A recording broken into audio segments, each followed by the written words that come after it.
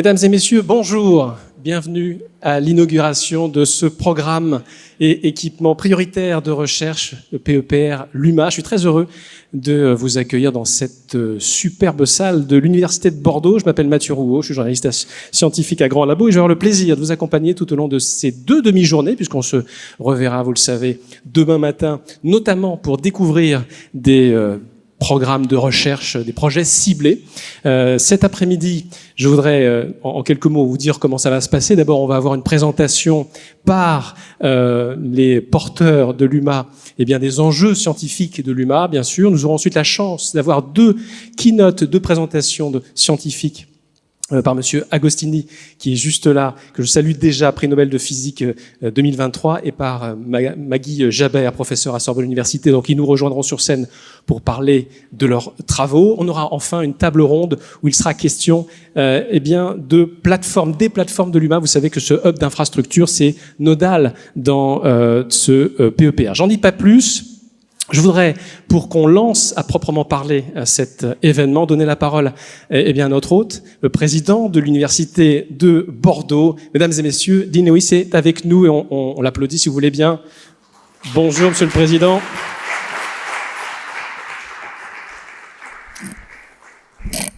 Merci beaucoup. Bonjour à toutes et à tous. Monsieur le Président directeur général du CNRS, cher Antoine, Monsieur l'administrateur provisoire général du CEA, cher François, Mesdames et Messieurs les directeurs de département, d'unités de recherche, je suis très heureux de vous accueillir aujourd'hui. Mesdames et Messieurs les vice-présidents d'université, Messieurs les 2 co-directeurs du PEPR LUMA, et puis on a l'honneur d'accueillir aujourd'hui Monsieur Pierre Agostini, prix Nobel de physique 2023, et on se rappelle qu'il y a 2 mois, nous décernions le grade de doctorat honoris causa à Anne Lhuillier, qui avait eu le prix Nobel de physique avec vous. Donc c'est un événement important pour la physique. Et on voit que la physique de l'attoseconde, pas que, est mise encore à l'honneur aujourd'hui dans ce magnifique amphithéâtre. Mesdames et messieurs, chers collègues, alors bienvenue à l'Université de Bordeaux. Je suis très heureux de vous accueillir pour l'ouverture donc de ce PEPR LUMA.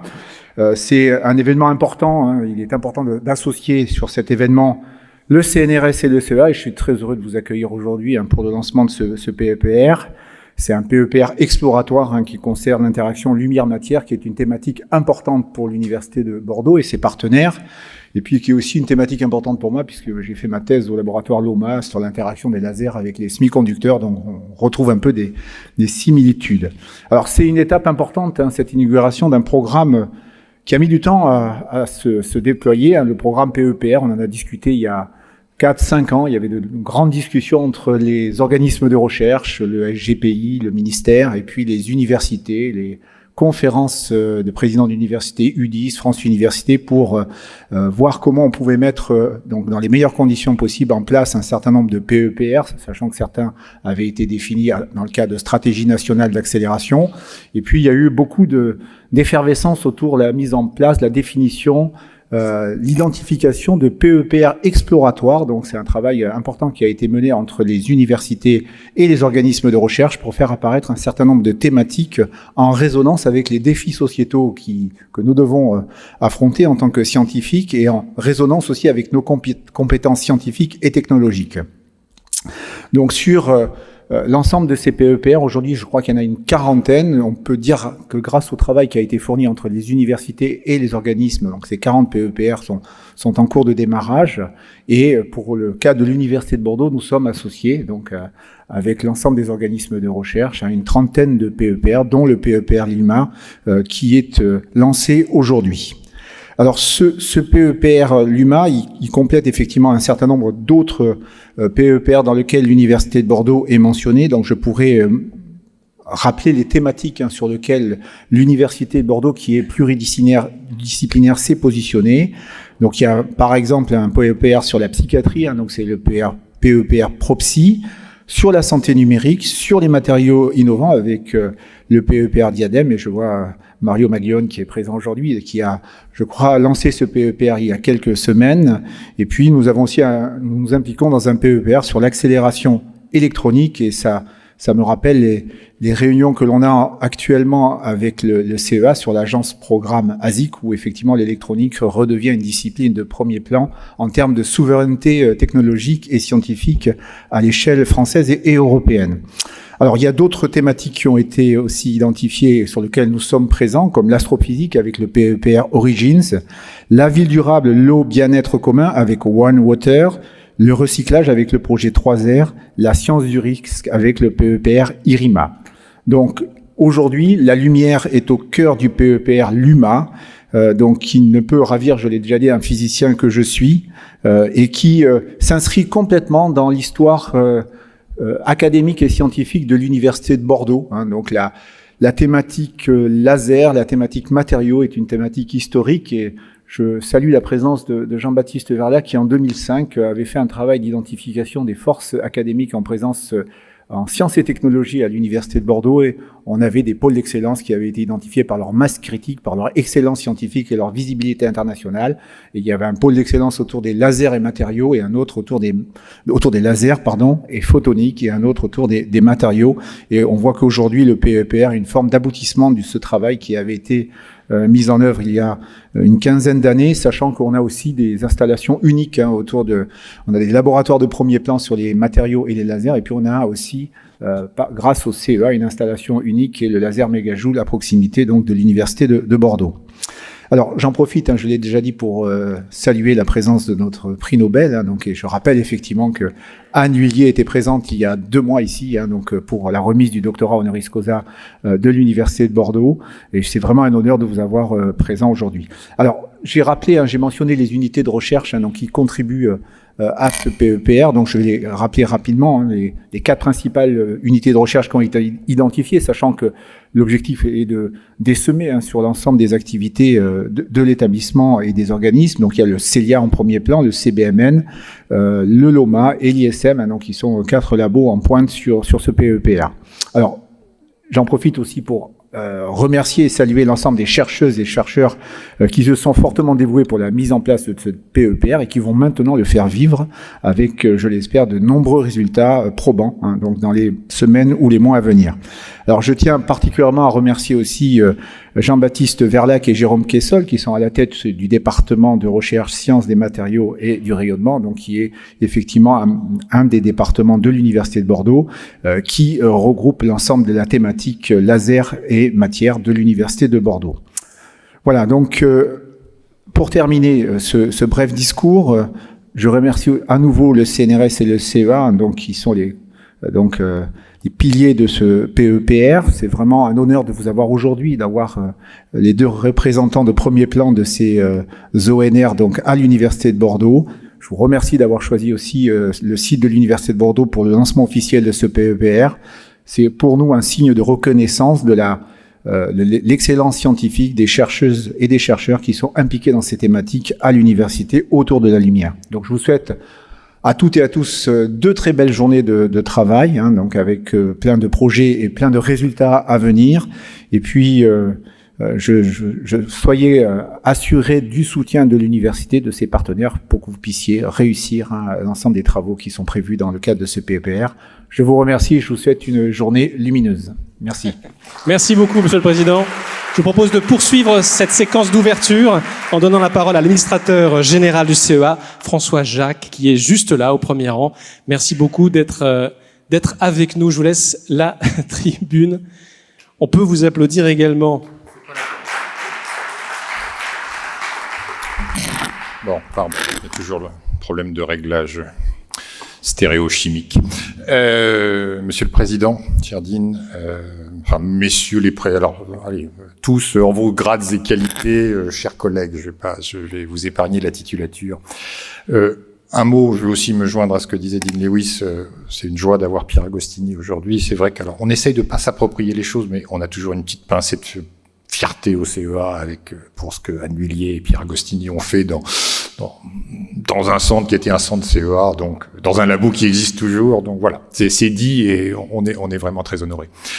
Bon, merci à Dean Lewis aussi pour la chaleur de son accueil.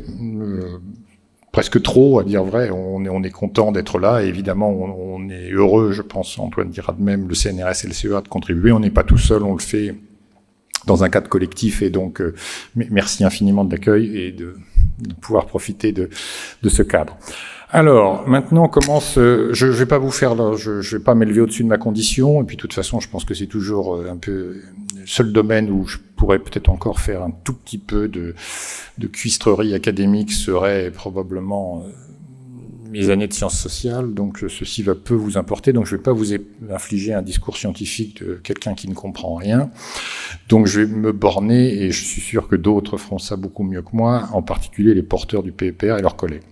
Moi, je voudrais juste faire une ou deux remarques un tout petit peu générales. La première, c'est, je dis toujours la même chose, mais finalement, la pédagogie est l'art de la répétition. Je suis toujours très content, quoi qu'on en dise, de venir à des inaugurations de PEPR, parce que je pense que ces objets, enfin, faut quand même se le dire à un moment, on les a voulus, on les a eus, dans des conditions qui ont parfois été laborieuses. Finalement, vous êtes pas les plus maltraités, parce que si je pense à ceux qui ont fait des PEPR d'accélération au début, et où on leur a passé les commandes dans 2 mois pour avoir ensuite un stand-by pendant 1 an, etc., ça a été un peu plus laborieux pour les communautés, mais je pense que c'est des objets qui sont à notre main, avec des contraintes administratives, avec toutes les lourdeurs qu'on peut parfois connaître, mais qu'on s'efforce de limiter, et qui doivent vous permettre, à vous les communautés, à vous les laboratoires, de faire des choses dont vous avez envie et de les faire parce que vous savez où il est important d'aller, sans passer par des mécanismes sans fin de sélection qui ont leur pertinence dans un certain nombre de cas, pas toujours quand on sait à peu près où, quand on a des feuilles de route qui se dessinent clairement à l'esprit des uns et des autres. Donc moi, rien que pour ça, je pense qu'à chaque fois que je vais à une inauguration de PEPR, je me trompe peut-être, mais j'ai l'impression que ça va dans ce bon sens de donner une capacité d'autonomie et d'action. La deuxième chose, c'est que Dean rappelait l'historique de l'UMA, effectivement, moi j'en ai entendu, c'est vrai qu'on a connu diverses formules, divers machins, j'ai un peu suivi de loin, en tout cas, et avec à mon modeste niveau de compétence, les choses. C'est un objet intéressant et étrange d'une certaine façon, hein, parce que je vous rassure, je vais tenir ma promesse, je vais pas parler de science, mais quand on voit bien un certain nombre de cœurs disciplinaires, mais on voit aussi les ramifications qu'il peut y avoir. C'est-à-dire que moi, si je regarde au CEA, finalement, vous avez des gens qui vont être des gens du côté de l'énergie, vous avez des gens qui vont être plus passionnés par la physique, etc.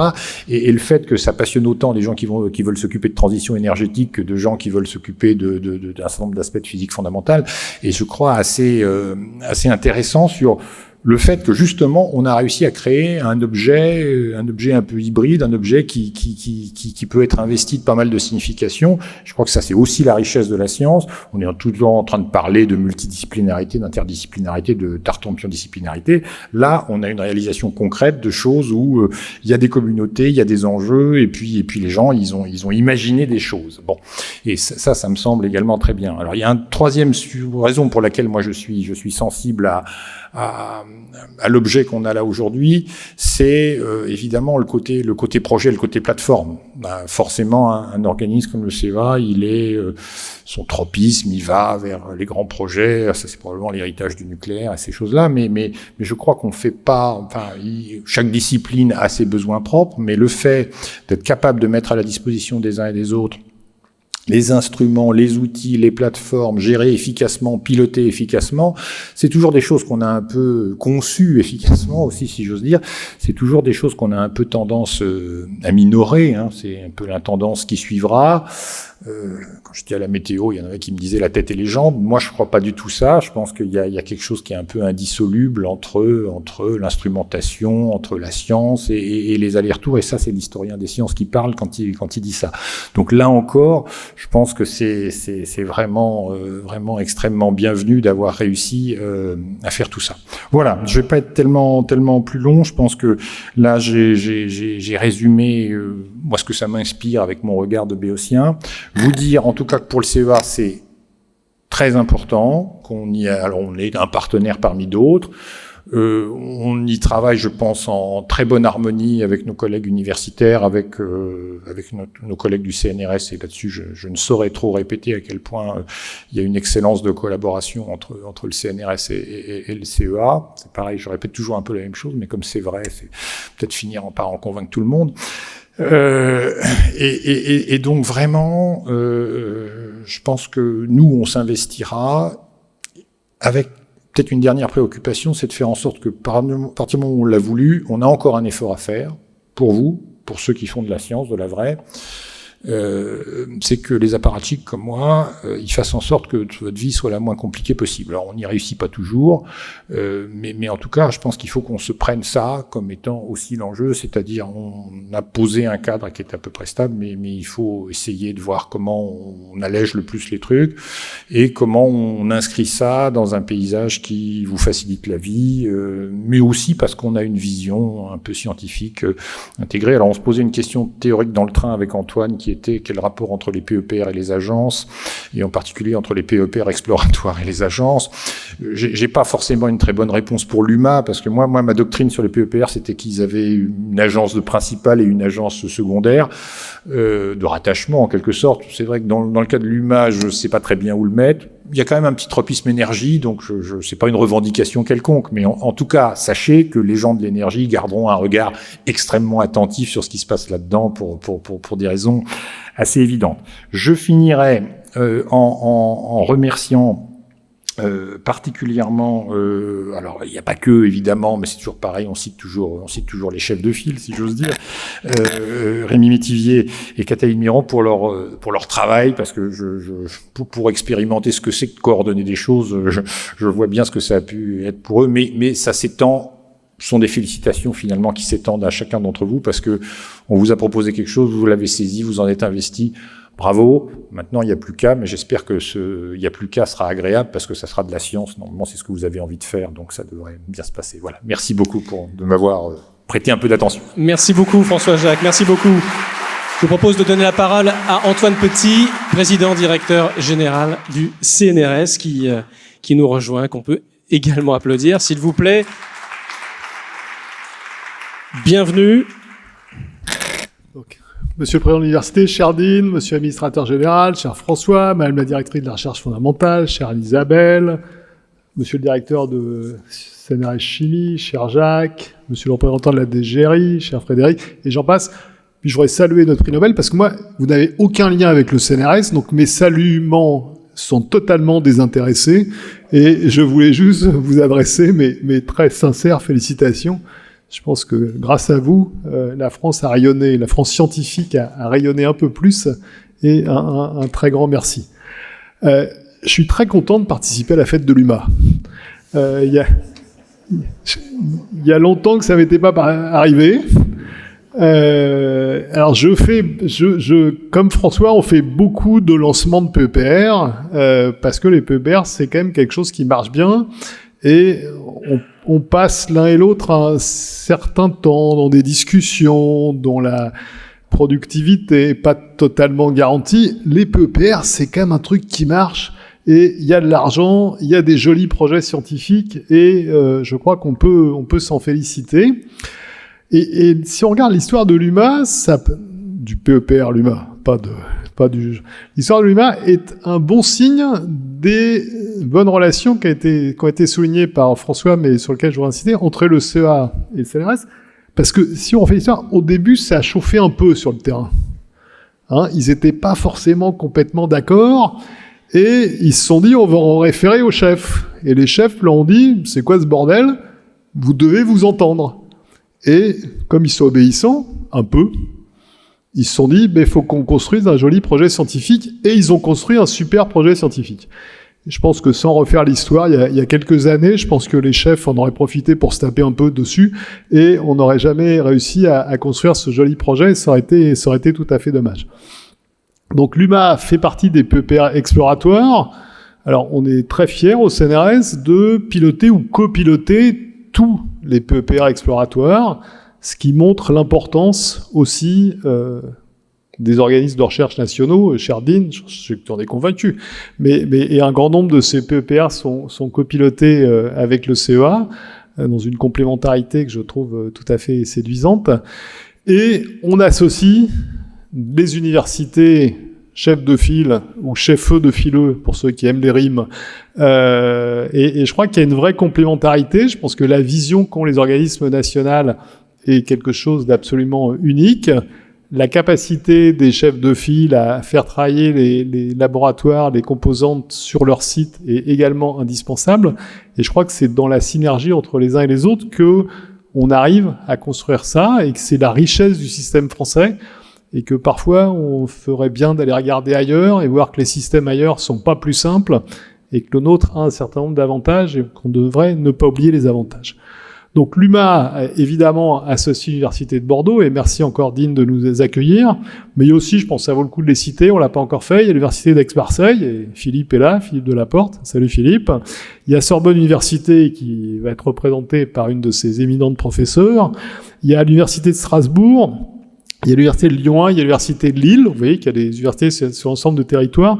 Et je crois que c'est la complémentarité des uns et des autres qui fait la force et le charme de ce PEPR.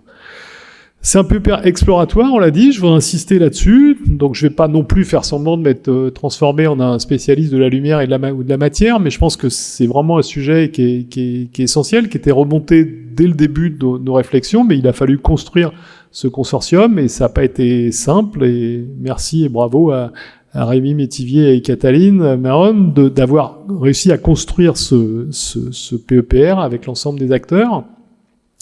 Et je crois que ce qui est passionnant dans ce PEPR, et encore une fois, je suis pas un spécialiste, je vais pas faire semblant, c'est qu'il y a des vrais sujets de recherche fondamentale sur les interactions entre lumière et matière, mais il y a aussi, et je crois que c'est essentiel, des applications sociales potentielles qui sont extrêmement importantes. Et ça démontre une nouvelle fois ce dont on est convaincu au CNRS, mais on n'est pas les seuls, c'est que faire de la recherche fondamentale, c'est pas juste un plaisir de chercheurs dans leur coin qui sont déconnectés du monde, c'est fait au bénéfice de la société, au service de la société.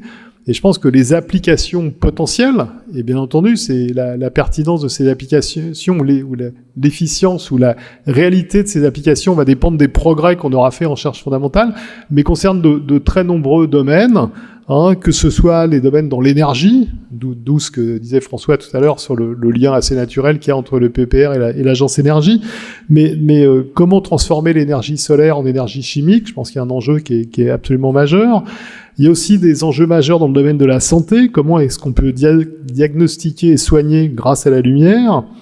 Comment aussi on peut produire de nouveaux composants, ça c'est pour faire plaisir à Dean, n'est-ce pas, et de manière plus générale, c'est comment est-ce qu'on peut exploiter la nature chirale des interactions lumière-matière.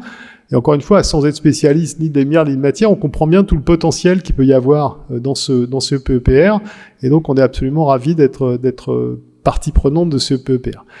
Dans les PEPR, il y a le E de équipement, et je crois que c'est aussi une dimension qui est importante dans ce PEPR. Il y a une place importante qui est faite aux infrastructures, et on sait très bien qu'aujourd'hui, ce sont des éléments différenciants pour conduire des recherches de haut niveau. Ce sont aussi des éléments différenciants pour attirer des talents, et ça, je crois que c'est aussi un des objectifs de ce PEPR, c'est de permettre le recrutement de doctorants, de post-doctorants, en essayant de les attirer du monde entier.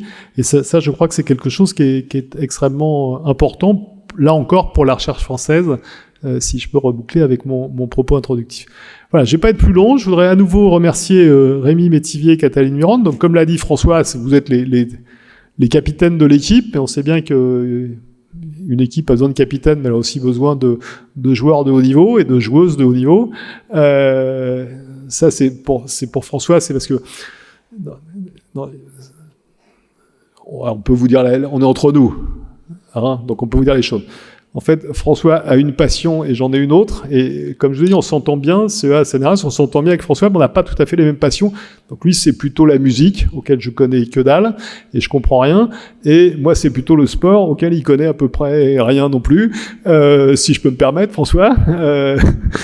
Et donc voilà, je reviens à ma métaphore qui était que dans une équipe, il faut des capitaines, mais il faut aussi des joueurs et des joueuses de haut niveau. Et donc beaucoup d'entre vous vont être dans l'équipe Luma. Et je suis certain que Rémi et Cataline sauront vous emmener dans les directions prévues par le PEPR, pour à la fois, je l'ai dit, faire des progrès en recherche fondamentale. Il y a beaucoup de questions de recherche fondamentale qui restent ouvertes et sur lesquelles on attend des progrès, mais aussi avec ces potentielles applications que j'évoquais et sur lesquelles vous allez travailler. Et je suis sûr que grâce à vous, dans quelques années, quand on fera le bilan des PEPR et quand on fera le bilan de l'IMA, on sera très fiers d'avoir participé à cette aventure. Merci beaucoup. Merci beaucoup Antoine Petit. Merci pour ces mots d'introduction. François Germinet, directeur du pôle connaissance au secrétariat général pour l'investissement, nous a envoyé un petit message vidéo que je vous propose de découvrir pour conclure cette séquence d'ouverture. Eh bien, bonjour à toutes et à tous. Je suis très heureux de vous accompagner aujourd'hui pour le lancement officiel de ce PEPR Lumière Matière. J'aurais beaucoup aimé être parmi vous. Malheureusement, c'était pas possible, mais le cœur y est. Je remercie Dean Lewis, le président de l'Université de Bordeaux, d'accueillir ce lancement officiel. Et puis, je salue bien évidemment François Jacques, le PDG du CEA, et puis Antoine Petit, le PDG du CNRS, qui sont avec vous. Et j'en profite bien sûr pour vous saluer toutes et tous. Alors, France 2030 est vraiment heureuse de vous accompagner sur ce PEPR dit exploratoire, Lumière Matière. France 2030, c'est d'abord un grand plan d'investissement de 54 milliards d'euros, avec l'ambition de relancer l'industrie française, de refaire de la France une terre d'industrie, une terre du produire, dans le contexte mondial que vous connaissez, avec des enjeux de souveraineté énergétique, de souveraineté numérique et également de souveraineté de la santé. Et bien sûr, il n'y a pas de souveraineté sans se poser immédiatement la question de la recherche fondamentale pour maîtriser les technologies d'aujourd'hui, mais encore plus les technologies de demain. On ne sera pas souverain dans notre pays en Europe si jamais on n'arrive pas à maîtriser les technologies ou à inventer les technologies de demain. Alors, sur ces 54 milliards, on a à peu près 10 milliards qui sont dédiés à la recherche et à l'enseignement supérieur, à peu près. Et la partie recherche est structurée en PEPR, avec des PEPR dirigés pour à peu près 2 milliards et qui sont directement liés aux stratégies d'accélération de France 2030 et aux objectifs de France 2030. Et puis, des PEPR dits exploratoires qui peut-être visent à maîtriser des technologies à une temporalité un petit peu plus éloignée ou qui deviendront peut-être, pourquoi pas, des PEPR dirigés demain ou après-demain dans le cadre des investissements de la France. Et là, nous avons à peu près pour 1 milliard de PEPR dits exploratoires. Et on est vraiment fiers de vous accompagner pour 40 millions sur ce PEPR qui permettra d'aller encore plus profondément dans la compréhension des enjeux de l'interaction entre la lumière et puis les systèmes physico-chimiques, mais aussi la lumière et les systèmes biologiques. Et on sait que l'exploration de la biologie reste un champ déjà bien traité, mais qui nous réserve encore d'immenses surprises. On connaît finalement encore peu le monde de la biologie et ça sera certainement un des enjeux pour demain. Donc voilà pour l'essentiel ce que je tenais à vous dire. Je tenais aussi à vous remercier toutes et tous pour le travail que vous avez déjà accompli dans le cadre de ce dossier et puis que vous allez accomplir. Je remercie l'Université de Bordeaux, l'ensemble des chercheurs et des laboratoires qui y participeront un petit peu partout en France. Et puis remercier les vos deux ONR, organismes nationaux de recherche, qui vous accompagnent et qui sont également porteurs d'agences de programmes que France 2030 est fière et heureuse d'accompagner. Ce qui permet, vous voyez, de vous faire rentrer dans la grande histoire de la recherche en France qui cherche à se restructurer avec une partie nationale, de stratégie nationale portée par des agences de programmes pilotées par des organismes nationaux de recherche et puis les sites où la recherche se fait concrètement dans les établissements, dans les laboratoires et qui sont sous chef de fila des universités et notamment des grandes universités comme celle de Bordeaux. Je tiens à remercier aussi l'ANR, notre opérateur chéri qu'on adore, qui nous accompagne sur l'ensemble de ces programmes de PEPR. Et puis, voilà, à nouveau, vous toutes et tous, vos pilotes, les membres du jury d'évaluation qui vous ont sélectionné. Et il ne me reste plus qu'à vous souhaiter de très très bons travaux et bien sûr que la lumière soit là.